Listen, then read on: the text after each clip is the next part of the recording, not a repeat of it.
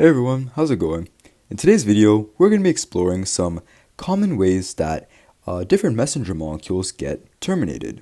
So, before we get too deep into it, a couple of videos ago, we made this general cell signaling framework. We said that messenger molecules first must be produced, then they sometimes get packaged, then they get released, and they produce a response, but this response can't continue forever, and it must be terminated. And today we're going to focus all about termination. So these are three main ways in which messenger molecules get terminated: enzymatic degradation and conversion, reuptake into cells, and receptor desensitization. So let's take a look at them, starting with our first one. Okay, so here we have a common pathway that a messenger molecule goes through. So a messenger molecule can be produced by a parent cell and then leave the parent cell and make its way over to the receptor of your target cell and then bind to this receptor, which can produce a response inside your target cell. So somehow we need to prevent this response from happening in order to terminate this response. And the first way we're looking at is enzymatic degradation / conversion. As the name suggests, it makes use of an enzyme to either degrade or convert. So your body has lots of available enzymes which do lots of different things. Let's draw an E here for enzyme, right? So the enzyme type that we're focusing on, what it does is it basically goes over to these messenger molecules and it somehow deactivates them or gets rid of them. And if your messenger molecule is now deactivated, it can no longer go over and bind to receptors. So this can't happen anymore. And then if it can't bind to receptors, then your response can't happen anymore. So this can't happen as well. So basically, you're blocking the flow of events here, and that prevents anything from coming afterwards. But how exactly do these enzymes manage to just deactivate this messenger molecule? How does this work? Well, there's a couple of different ways that this can happen. Let's go through each one by one. Okay, so one common way that these enzymes can act is by literally just breaking down these messenger molecules. And by breaking them down, then you have no more messenger molecules, so none of the stuff afterwards can happen. So an example of this, okay, so let's go down to our charts. So the first method, very simple, just breaks down your messenger molecule. And one example of this could be like acetylcholinesterase or ACHE. We'll get into this in a future video dedicated all about acetylcholine. But what acetylcholinesterase does is it breaks down your messenger molecule known as acetylcholine. It breaks it down into two parts: choline plus acetate. And by breaking it down, now you don't have any more acetylcholine, so it terminates the response. So, very simple, breaks it down. Let's take a look at our second method. So another thing that these enzymes can do, instead of just breaking down your messenger molecule, sometimes they can actually add things to it, add functional groups. And functional groups, there's tons of different types of functional groups, like hydroxyl groups, ketones, aldehydes, methyl, ethyl groups. There's so many. And this is effective because sometimes adding these functional groups, it modifies this messenger molecule to make it inactive, or it makes it easier for the body to break down. So the second method is adding functional groups. So instead of breaking it down, you're more so just modifying it. And an example of this is an enzyme called COMT, or catechol O methyltransferase. And as methyltransferase suggests, what it does is it transfers a methyl group onto your messenger molecule. And an example of a messenger molecule that gets terminated would be dopamine. So COMT comes along and it adds a methyl group onto your dopamine, which effectively terminates it. Now, let's look at the third and final method. So the third way that these enzymes can act on these messenger molecules is by making them more water soluble. So more polar, more water soluble, and they can achieve this in a few different ways, such as adding functional groups, removing functional groups, maybe breaking double bonds. And the purpose of making this messenger molecule more soluble is so that it's easier to excrete. So basically, it's easier for the body to excrete or get rid of it through, let's say, urine or feces or sweat. And this is a very common system for steroid messenger molecules or drugs like medicines. So, third way is make it more water soluble. And an example of an enzyme that does this is cytochrome P450, which acts on steroids as well as some drugs. It acts on them to make them more water soluble so it's easy for the body to get rid of them. Alright, so we've gone over our first termination mechanism. Now let's take a look at our second one, reuptake into cells. Let's get into it. Okay, so again, we have the same system. Your messenger molecule is produced in your parent cell, and sometimes it's packaged, sometimes it's not, but either way, it eventually gets released, goes over and binds to receptors, and can produce your response. So for our second termination mechanism, it's called uptake into cells. And as the name suggests, you can probably guess that your messenger molecule gets taken up back into your cells. And here, your messenger molecule is stored again. It's stored, it's packaged, and it can be stored for future use. Let's look at a specific example of this. Okay, so for example, we're going to look at the messenger molecule called noradrenaline. So noradrenaline is what we call a neurotransmitter. So that means that it can communicate between two different neuron cells. So here you have your presynaptic neuron and your postsynaptic neuron, and in the middle you have this gap, which is known as the synapse. So noradrenaline can be produced and stored in your presynaptic cell, and when the time is right, it gets released from your presynaptic neuron and goes out into the synapse. And then it can go and bind onto your receptors, and responses can happen in your presynaptic neuron. So to terminate this process, we can use messenger reuptake. So your noradrenaline can be reuptaken, and it can be reuptaken a few different ways. It can be reuptaken back into your neurons. So it can go back here, and then inside your presynaptic neuron, it can be stored for later use. But it doesn't have to go in here. It can also be reuptaken into other cells that are not neurons. And it can get stored inside here for later use. So reuptake of messenger molecules as a termination mechanism is pretty versatile. Messenger molecules can go into various different cells and be stored there for later use. But the general premise is the same.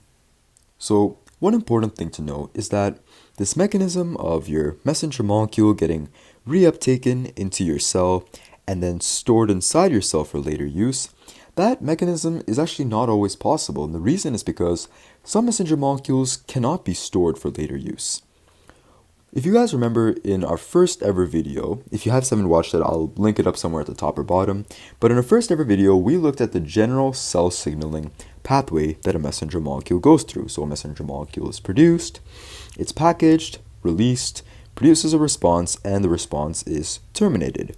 But you can see we have this little question mark after packaging, and this is because messenger molecules are not always packaged and stored for later. This is a maybe. And in fact, some messenger molecules cannot be packaged. It's impossible to store them. Well, why is this? It actually depends on their polarity. So messenger molecules, they can sometimes be polar, but other times they can be nonpolar. So some polar messenger molecules include like dopamine, norepinephrine, histamine, whereas nonpolar messenger molecules can be like, steroids or prostaglandins. But the reason this makes a difference is because nonpolar things, they like fats, whereas polar things, they do not like fats. So let's say you have your cell with the messenger molecule inside.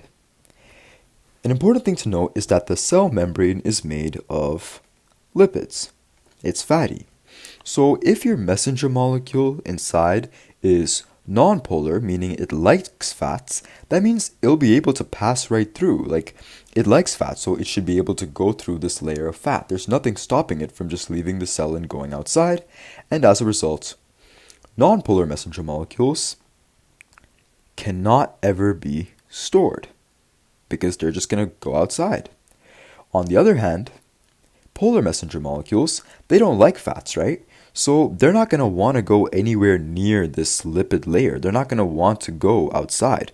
They're going to stay in here, tucked away, far away from this big layer of lipids surrounding them. So polar messenger molecules, they can be stored. It's possible to store them. So let me change it to storable. You're able to store them.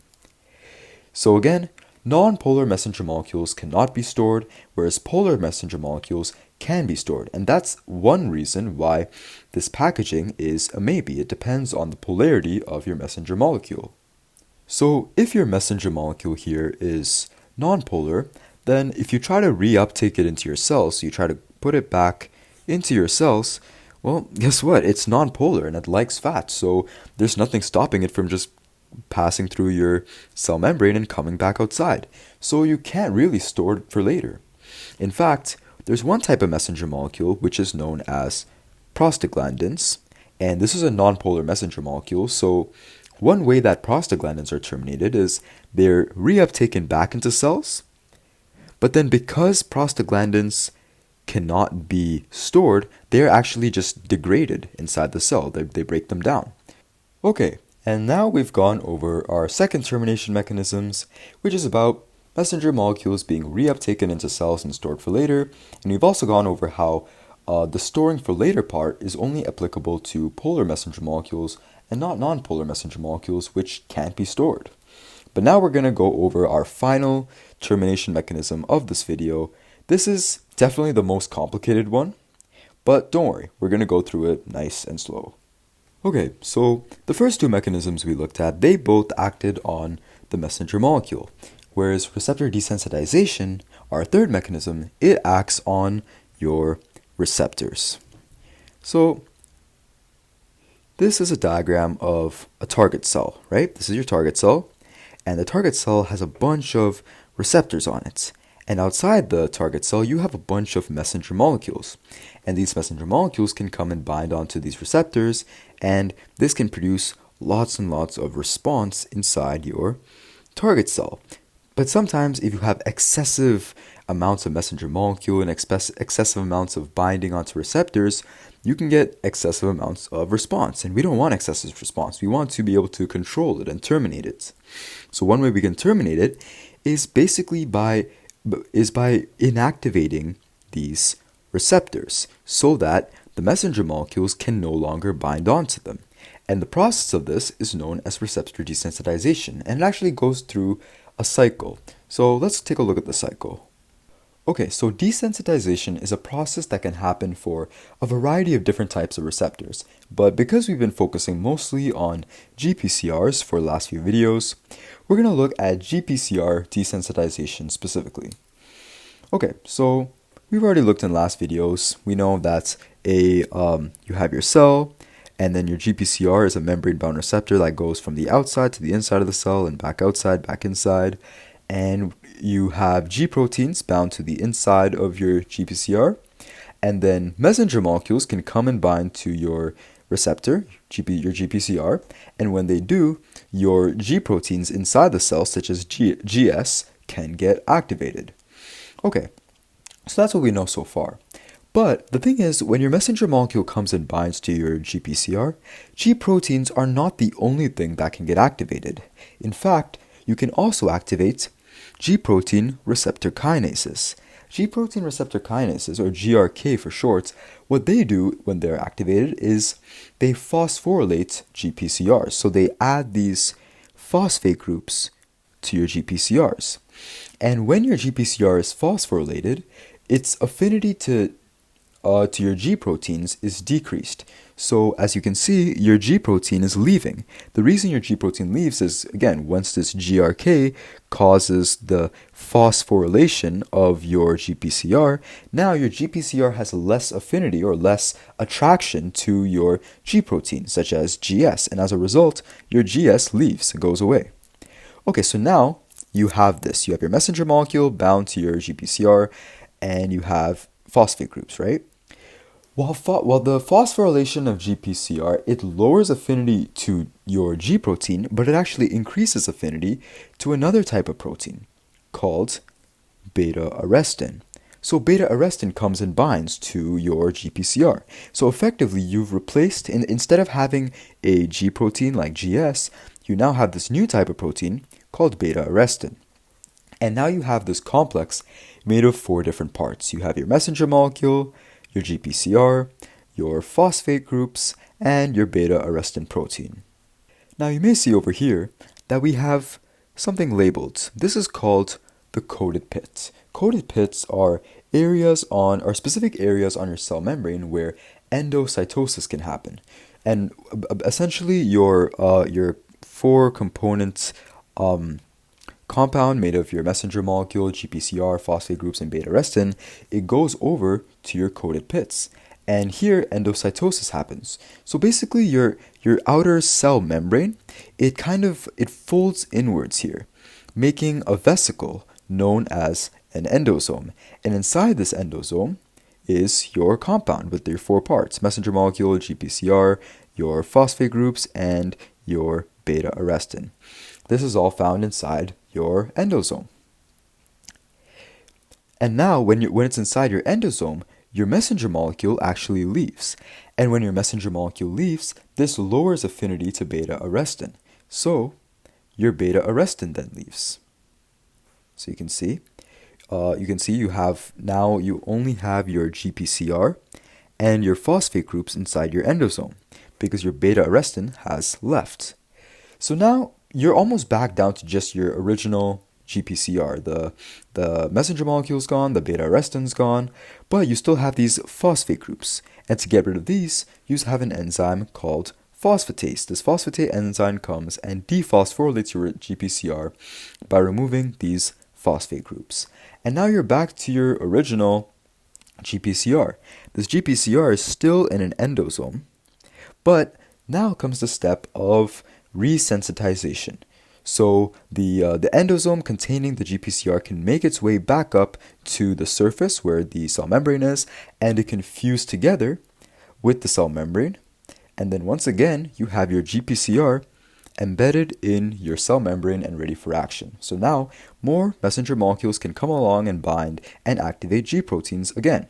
And you can see that this final step that we've reached is the exact same as the first step that we started with. So it's like a big cycle. So we can in fact draw something like that so that it comes all the way back to the starting points. So the reason that this system is effective is because, well, one, when your G protein receptor kinase phosphorylates your GPCR, then it loses affinity to your G protein. So as you can see, your GS is leaving. So it cannot activate G proteins and produce responses as well as it could before. And also, when your when your GPCRs are internalized in your endosomes, then messenger molecules outside have less GPCRs to bind to because some of them are inside the cell. And this continues until eventually your receptors are resensitized and they return back up to the surface, and then response can continue again. But let's say you come back to this point and now you still have a lot of messenger molecules outside the cell, and again response becomes excessive. Well, then this whole cycle can repeat. And it can happen again and again. So it's a delicate balance of desensitization and resensitization working together that keeps overall response levels under control. So the system that we've outlined, as you can see, it's kind of like a temporary termination mechanisms. These GPCR receptors are internalized and taken into the cell, but it's not taken into the cell forever. Eventually it can get resensitized and return to the cell membrane, and they can produce a response once again. But what if this temporary termination mechanism isn't enough? What if there's so many messenger molecules outside your cell and such excessive response to the point that you need to permanently lower response? This isn't enough. Well, there's actually a second variant of the system. Let's get into it. So if it turns out that you have a lot of messenger molecules outside your cell and the response is excessive and it's over a prolonged amount of time, then desensitization and resensitization may not be enough. So you need to do something more permanent. So the following can happen. Just as we saw before, G protein receptor kinases can get activated and they can phosphorylate your GPCR. Beta-arrestin can come along, bind to coated pits, and then your complex can get internalized in this little vesicle called the endosome. But then, instead of your GPCR being dephosphorylated by phosphatase and then being resensitized, this part doesn't happen.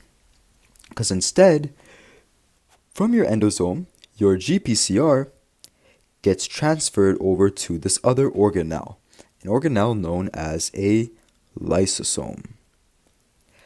And lysosome is a special organelle because it contains digestive enzymes that can break things down. So it actually breaks down your GPCR permanently. So instead of your GPCR being recycled and resensitized, sent back up to the cell membrane, it's permanently broken down. You can't get it back. And this is called receptor down regulation. And in extreme cases of excessive response, this is a more permanent and effective method of termination. And that covers our third termination mechanism. Receptors can get desensitized, and then afterwards they can either get resensitized or they can get permanently broken down in lysosomes, which is called receptor downregulation. Now, of these three termination mechanisms, the last one, receptor desensitization, is definitely the most complicated. It's a very long, complex cycle, many steps involved, many proteins involved. In order to get familiar with this process, what I recommend is try drawing out the pathway from memory and then maybe refer back to the diagram I drew in this video and fill in the gaps. If you find that the diagram that I drew out wasn't very clear, here is another diagram that my first year university professors use to teach us this concept in lecture. Maybe this will make it a little bit easier to understand. And that just about wraps up this video. Thank you guys so much for watching. I really appreciate all the support. If you enjoyed this video, I'd really appreciate if you took a second to like and subscribe. And other than that, as always, if you have any questions or tips, feedback, suggestion, something that I could have demonstrated better or you want me to even go over again, please let me know down in the comments. I'm open to hear all and any feedback. But other than that, thank you guys for watching, and I'll see you guys in the next video where, in this video we looked all about termination mechanisms. In the next video, we're going to focus on the release of messenger molecules and common release mechanisms. But until then, take care. I'll see you guys next time.